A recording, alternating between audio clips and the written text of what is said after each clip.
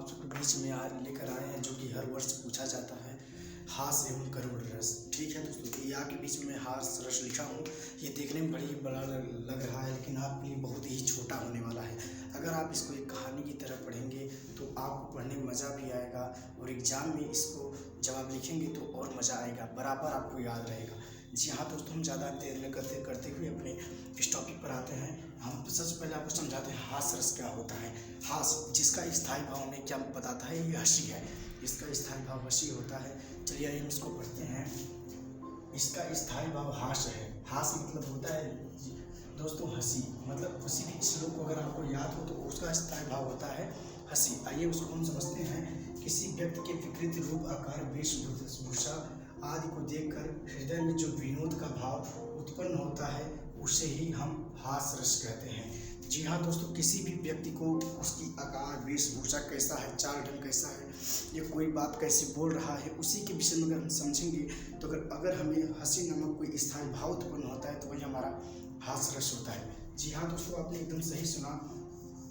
अगर हम इसको एक मतलब पूछा जाता है एग्जाम के समय, बस आपको एक टॉपिक बताता हूँ, सिर्फ अगर आप यहीं से यहाँ से करिए, हास नामक स्थायी भाव।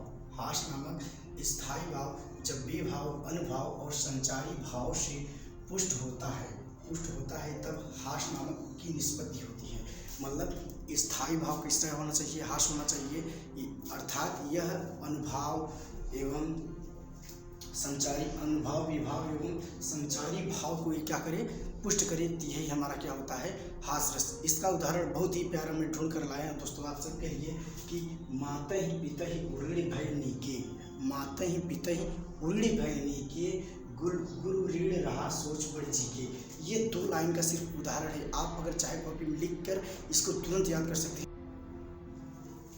आइए दोस्तों, हम आपको समझाते हैं करुण रस कैसे लिखा जाता है, करुण रस की परिभाषा हम कैसे लिखेंगे। जी हाँ दोस्तों, आइए हम आपको बताएं बहुत सरल भाषा में कि इसका करुण मतलब आप समझ गए होंगे। करुण एक शोक है, जिसका मतलब से कोई मृत्यु, किसी की मृत्यु हो जाती है, किसी का मतलब इज्जत के खिलाफ जो कोई शोक होता है कि देखिए ये सब दुख होता है मन में, मतलब करुण रस का स्थायी भाव जो होता है, मैंने देखिए आपके बीच में लिखा है, करुण रस का स्थायी भाव जो होता है वो शोक होता है।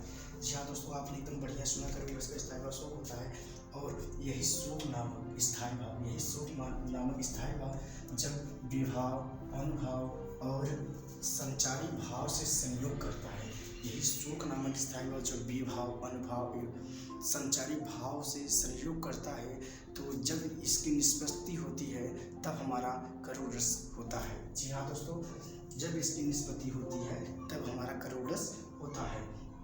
उदाहरण के लिए आपने कई बार ये बुक में भी पढ़ा होगा कि मणि खोए भुजंग से जननी, फंसा पटक रही थी शीश, मणि खोए भुजंग से जननी, फंसा पटक रही थी शीश, अंधी आज बना कर मुझको किया न्याय तुमने जगदीश। जी हाँ दोस्तों, ये तब बोला गया था जब श्रवण कुमार की मृत्यु, उसकी माता के विलाप का वह उदाहरण करुण रस के द्वारा उत्कृष्ट किया था।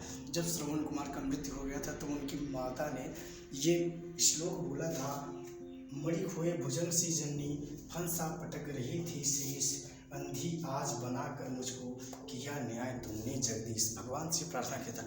अगर आप परीक्षा के दौरान उसका स्पष्टीकरण भी लिख देते हैं तो आपको 1 नंबर एक्स्ट्रा मिलने का चांस रहता है। जी हाँ दोस्तों, स्पष्टीकरण इस प्रकार लिखा जाता है जैसे कि ये मैंने अभी समझा कि करुण रस का स्थायी भाव क्या होता है। आपको ये लिखना है स्थायी भाव। तो करुण रस का जो स्थायी भाव है वो क्या है, हमारा शोक है। सीधी सी बात है, करुण रस का स्थायी भाव हमारा शोक है।